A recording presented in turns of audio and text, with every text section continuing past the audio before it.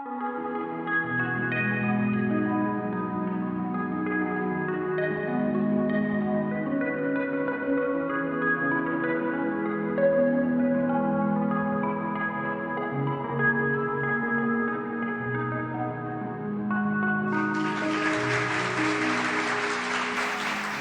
a todos, mi nombre es Vanessa Severino. Es un gusto para mí estar compartiendo esta charla el día de hoy con ustedes.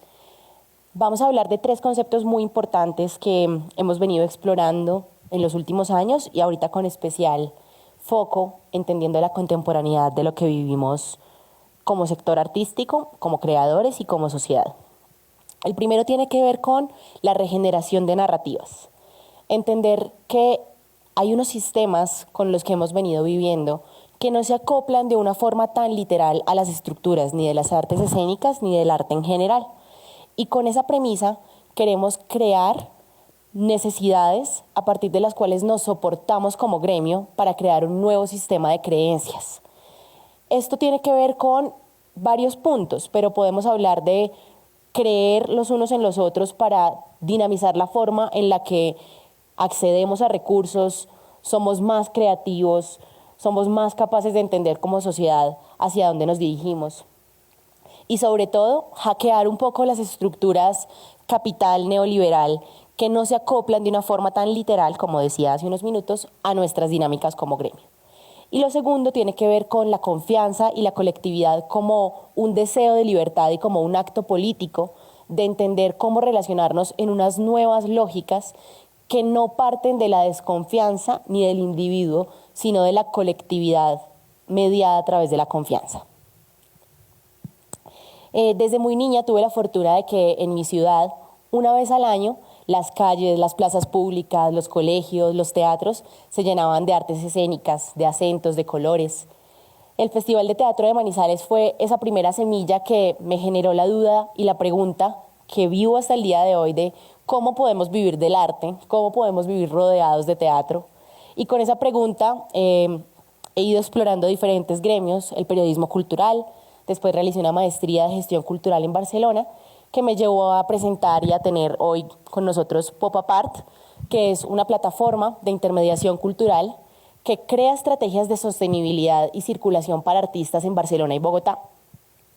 Es una compañía que tenemos con 4 socias y en pantalla vemos el acto de fuga de un músico y una bailarina, Santiago Navas y Estefanía. Es una propuesta multidisciplinar que empieza a explorar todos estos mecanismos de confianza y de colectividad. Y con Pop Apart hemos acompañado esta propuesta desde su primera presentación hasta hoy en día presentarnos en algunas de las becas también del distrito acá en Bogotá y empezar a preguntarnos por otros formatos de investigación y vincular también desde la confianza y la colectividad otros agentes del sector, vestuaristas, diseñadores de animación y demás. Ahora bien, vamos a regresar un año atrás. ¿Qué estaba pasando en el mundo en el 2019 por estas mismas fechas? Vivíamos una acción colectiva y performática. Aquí nos referimos con performatividad al hecho de estar en la calle como un cuerpo unido que reclama cosas que no están bien. Entonces veíamos coreografías feministas que atravesaban el mundo entero, veíamos cómo los jóvenes empezaban a cuestionar algunas de las figuras en las que hemos venido viviendo a nivel económico y social. Y esa es una de las primeras crisis que enfrentamos hoy en día. En el siglo XXI, los primeros 20 años que han corrido, desde la caída de las Torres Gemelas hasta la COVID-19, hemos vivido en crisis tras crisis sin solucionar de fondo. Por eso nosotros estamos planteando cómo regeneramos como gremio artístico y como gremio teatral esas dinámicas para entender a qué se refiere la representación teatral, entendiendo qué necesita la comunidad. Y si nos devolvemos unos siglos atrás, cuando hablamos del teatro griego y las diferentes mitologías y las formas en las que se disfrutaba en el espacio público el arte escénico, tenía 2 sentidos o 2 significados para ellos: el entretenimiento hedonista, por supuesto, y por otro lado, esta necesidad de ser el único medio de comunicación y de documentación que existía para la época. Hoy en día, el teatro puede ser un arte un poco nostálgico, porque compite con muchas otras disciplinas que empiezan a tener la misma función: comunicar, representar, documentar. Y aquí es donde levantamos la mano para entender qué debemos entender como sector a nivel social y comunitario para regenerar la forma en la que construimos nuestros proyectos escénicos. Vamos a desmenuzar un poco el concepto de confianza y colectividad.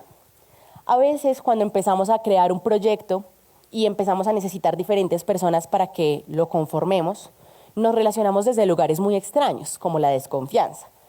En un primer sentido puede ser, esta persona con la que quiero trabajar de pronto no tiene todas las capacidades. Y en el otro sentido es, ¿será que me va a sacar ventaja? Y es un vicio, es un hábito.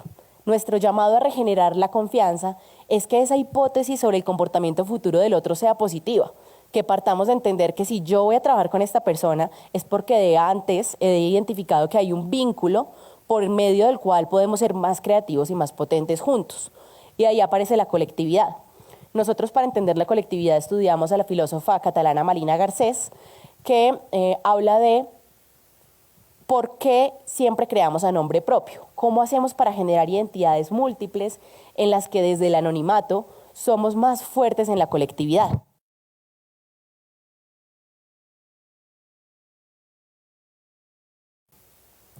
Hay tres conceptos que nosotros practicamos para entender la confianza y la colectividad. El primero es la coimplicación. La coimplicación tiene que ver con esa capacidad participativa que tienen diferentes personas para agremiarse desde la naturaleza del error, la vulnerabilidad y la diferencia. A diferencia de la horizontalidad en la que yo siento que lo que se intenta es generar una unicidad de comportamientos, entonces todos somos iguales, todos ganamos lo mismo, y no es así. Más bien es nosotros con estas diferencias, cómo somos capaces de tolerarnos y de confiar en el otro, así tenga una forma de crear súper diferente a la mía. Eso es la coimplicación, entender que desde el quehacer diferente, todos tenemos una misma participación y una misma responsabilidad. Luego llega la coproducción, que es una tendencia pues, que conocemos muy bien en el mundo audiovisual y en otros sectores del cine, y es entender cómo unas personas tienen un interés de sacar un proyecto adelante y pues ponen unos recursos financieros para sacarlo. Desde nuestra propuesta, lo que planteamos es que la coproducción, entendiendo que nuestro sector y nuestro gremio sufre de una precariedad, en la primera cadena, en el primer momento de la cadena de valor, no está la circulación económica, eso llega después. Entonces, cuando vamos a coproducir, se coproduce desde la capacidad intelectual, desde la propiedad intelectual y los intangibles. Y ahí aparecen otra vez la confianza y la colectividad. Porque si yo soy un productor de teatro y yo soy un dramaturgo y ambos queremos sacar este proyecto adelante, nuestra primera inversión es simbólica. Es el tiempo y la creatividad que le dediqué al guión. Y es la capacidad productiva que tengo de entender cuáles son los beneficios que podría tener esta obra en escenarios de circulación. Y entramos con una participación económica, pero no monetaria. Eso requiere confianza y colectividad. Y el tercer concepto es uno de los que más nos gusta y que más utilizamos, y es la alianza, entendido como este lugar en el que nos damos la mano y generamos un vínculo emocional, social, histórico, simbólico para crecer a largo plazo. Y el crecer a largo plazo trae retos, complicaciones, alegrías, pero ahí está la diferencia de los otros dos conceptos o cómo empezamos a matizarlos. Una alianza, la idea es que sea de largo aliento y que entendamos que está hecha para que crezcamos juntos. Este es un proyecto muy lindo que nació en una época de mucha vulnerabilidad y fertilidad a la vez, al principio de la pandemia en el año 2020, cuando nos juntamos 4 colectivos con una necesidad de movernos literalmente el cuerpo y con una pregunta muy compleja por la dislocación del evento escénico. Nosotros hablábamos mucho de verdad el teatro, cómo se muda a la casa, cuál es esa estrategia mediante la cual hacemos que las artes escénicas empiecen a desplazarse y a dislocar un poco el relacionamiento del cuerpo sin público y con cámaras. Nace La Tarima Invisible, que fue un proyecto que duró un mes en la semipresencialidad. Desarrollamos unas estrategias de streaming muy profesionales, con unas herramientas muy chéveres. Luego logramos tener estos 8 residentes que eran de diferentes partes de Colombia, algunos en el espacio, y el resultado final fue una muestra, una exposición que se llamaba Cuerpo Plástico Expandido, en la que tuvimos más de 60 visitantes que recorrían el espacio con una confianza y con un gusto muy interesante. Y en este proyecto están los tres conceptos. Nosotros tenemos una coimplicación desde el individuo. Cada uno pone sus necesidades sobre la mesa, por más distantes que puedan ser unas de las otras. Somos todos coproductores de la idea original y tenemos una alianza a largo plazo. Ya estamos planeando nuestra segunda temporada y nuestra tercera temporada. Ahora bien, todo este discurso a veces puede sonar un poco retórico, pero ¿cómo lo bajamos a la praxis y al quehacer del artista escénico del diario vivir? ¿Cómo hacemos para regenerar esas nuevas narrativas? Hablamos de símbolos y de la importancia del valor simbólico. Desde que somos muy niños, nosotros aprendemos a crear las propias reglas del juego para relacionarnos con los primos, con los amiguitos del barrio, pues funciona igual. Como nos hemos dado cuenta que nuestros ingresos, que nuestra forma de crear, que nuestros tiempos no son iguales a las de las otras industrias, nosotros tenemos que crear las propias reglas del juego. Tenemos que ser capaces de, por gremios o en nuestras alianzas, crear los símbolos y las identidades múltiples o como contenedor vacío que se empiezan a llenar de la forma en la que nos relacionamos. Luego, regenerar narrativas tiene que ver también con el territorio, cómo el teatro se relaciona con el entorno. Entonces, ver cómo está Bogotá, cómo están las ciudades, cómo está el mundo, y seguramente en ese ejercicio reflexivo y serio estará esa conexión real con el territorio. Luego aparecen los públicos, que es un tema que siempre nos hemos preguntado: ¿por qué la sala está vacía? ¿Cómo hacemos para que el teatro no sea un proceso de élites? ¿Cómo hacemos para acercarnos más a la ciudadanía? Nosotros aquí ponemos un puntico importante que es la innovación social, y es mezclar estos dos mundos, un poco del diseño y el espacio público, para relacionarnos desde las artes escénicas. ¿Eso qué quiere decir? Que el creador debe ponerse en este lugar que puede ser un poco incómodo, porque no estamos buscando únicamente el resultado final. Vamos a ver esta obra, sino que todo el proceso tiene mucho valor, y ese es el momento en el que la innovación social y la gente gana un rol muy importante, porque también es muy lindo recibir la información durante el proceso que las personas pueden darnos de nuestra creación, darles un rol, entender cómo nos generan una retroalimentación constante que nos permite incluso vincularlos al proceso creativo y al resultado final.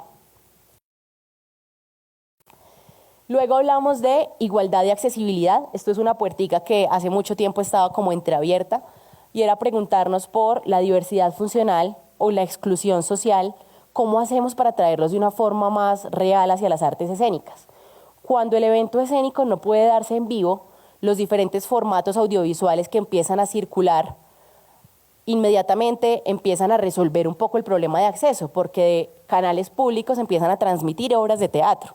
Entonces, no queremos decir que esta sea la única manera en la que llevamos y nos preocupamos por el acceso de una manera más directa. Ahorita vamos a ver otros ejemplos tangibles, pero sí empieza a resonar en nuestra cabeza cómo hacemos que nuestras creaciones no tengan un único formato en los que sea más fácil para la gente de diferentes perspectivas acceder a él.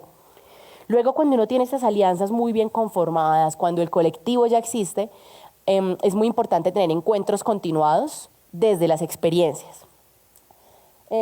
Por último, también hay dos conceptos que empiezan a atravesar lo que es el público, la audiencia y la comunidad. ¿Cuándo como proyecto escénico tengo audiencia? ¿Cuándo tengo público? ¿Y cuándo creo comunidad? Es muy importante generar esas diferencias dependiendo de la necesidad que tenga el creador o el grupo de trabajo. Y para cerrar, yo creo que las artes escénicas van a empezar a jalar y a tener una relación mucho más estrecha con el espacio público. No porque todos tengamos que hacer ahora activismo o teatro de calle o teatro militante, son disciplinas diferentes, sino preguntarnos por la relación de nuestro proyecto, que debería tener unas múltiples miradas, con el espacio público, con el derecho a la ciudad, que es donde hay un llamado por construir comunidad, y también es el lugar donde la gente va a empezar a sentirse más cómoda y va a tener más confianza. Y ahí llega otra responsabilidad muy linda de las artes escénicas, que es devolver la confianza en el cuerpo. Ahora todos estamos un poco hacia atrás con el contacto físico. Las artes escénicas son cuerpo, y eso es un ejercicio que podemos trasladar al espacio físico para que la comunidad y el mundo y la sociedad empiece a tener más confianza otra vez en la corporalidad. Vamos a hablar de unos ejemplos puntuales. Esto es una compañía de unos catalano-chilenos que se encargan de hacer teatro documental. Este ejemplo me gusta mucho porque ellos parten de una investigación, se llama Extraños Mares Arden, una investigación de 3 temáticas: la creación del armamento, la minería y el arte contemporáneo como un suceso contemporáneo en Chile. A partir de esta investigación, que es larga, que dura unos 2 años y ellos la hacen en una residencia, su proyecto se materializa en 2 formatos de circulación. Uno tradicional, un formato escénico a la italiana, y el asado, que es un dispositivo en el que a través de una mesa de comida, ellos comparten con el público un asado, unas fotografías, los personajes están todavía en su actitud de performers y entienden cómo el compartir y la comida se vuelven canales de conocimiento y también empiezan a rescatar del comportamiento de su público o su comunidad una memoria colectiva que empieza a nutrir el proceso. ¿Qué estamos ejemplificando acá? Cómo todos los procesos antes de mi obra pueden ser monetizables, circulables y relacionables con el público. Y cómo mi audiencia puede venir a verme en un formato, pero también puedo incluirla en otro. Bien, esto es una cajita hermosa que hacen unos ingleses que se llaman Bittersweet. Ellos usualmente a lo que se dedican es a crear conciertos y experiencias escénicas a través de los sentidos. Una vez empieza la pandemia y está esta imposibilidad de encontrarse, diseñan esta cajita que se llama Health y lo denominan como un concierto multisensorial en una cajita. Esta cajita la diseñaron, y aquí viene la colectividad, con diseñadores de perfumes, chefs, neurólogos, músicos, dramaturgos, y lo que sucede es que hay un universo muy pequeñito que llega a la casa de cualquiera. Eso sí que es una propuesta de cómo traslado el teatro como dispositivo y como artefacto a una familia, incluyendo todas las sensaciones que uno puede tener en la sala, incluyéndolas, no simulándolas, y tampoco diciendo que se van a desplazar para siempre, pero sí es una pregunta de acceso, públicos, relación y formato y necesidades de ellos de seguir moviendo su idea inicial.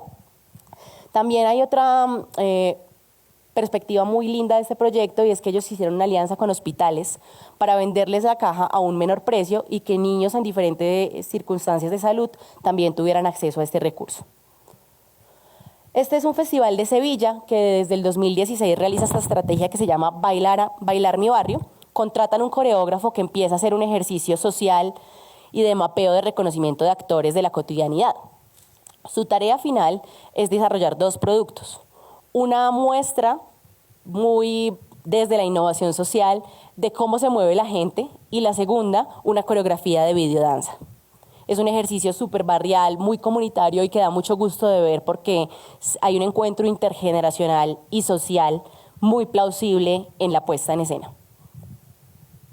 Este es un colectivo de Madrid que se llama Nada Colectivo. Ellos tienen 2 apuestas, que es la innovación social y el diseño performativo, siempre con relación al espacio público. Todos son artistas, músicos, escénicos y del diseño.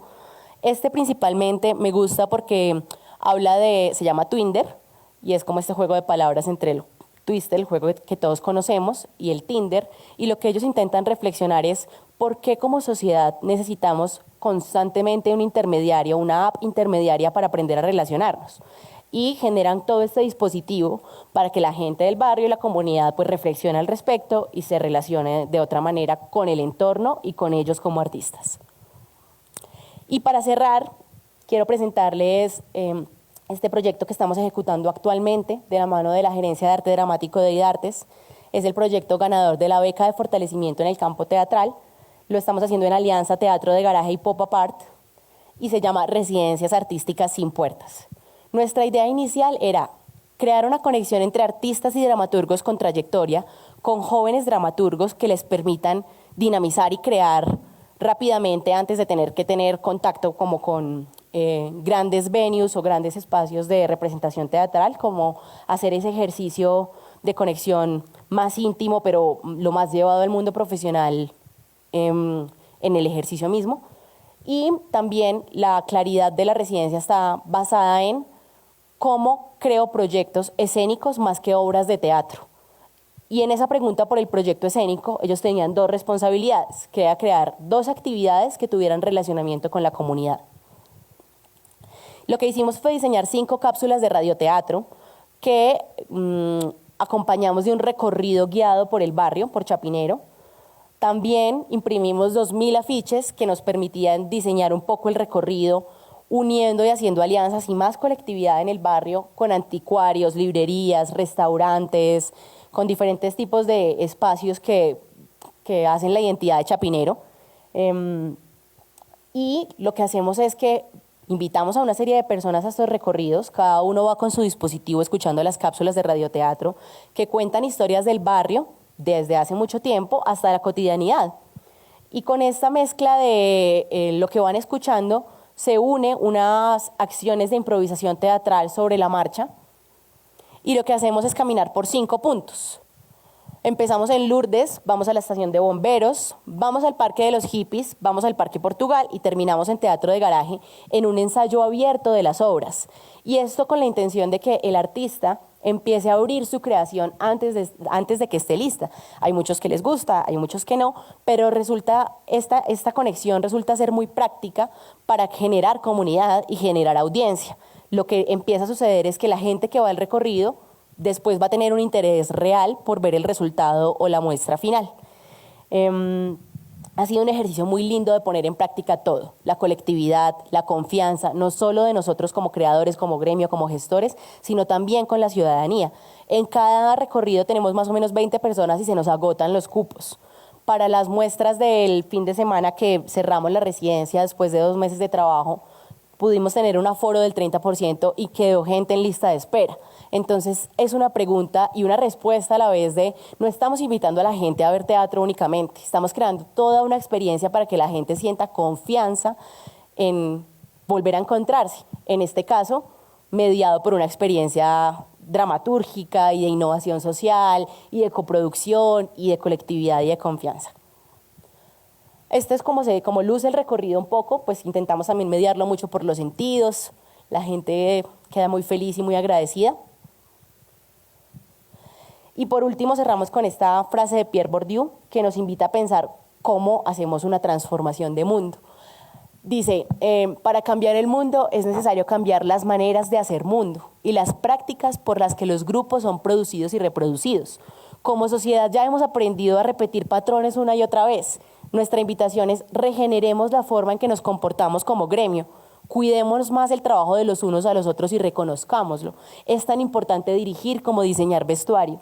Es tan importante encontrarnos todos en esa colectividad y confiar los unos en los otros que va a ser fácil regenerarnos y responder a las necesidades de la contemporaneidad. Muchas gracias.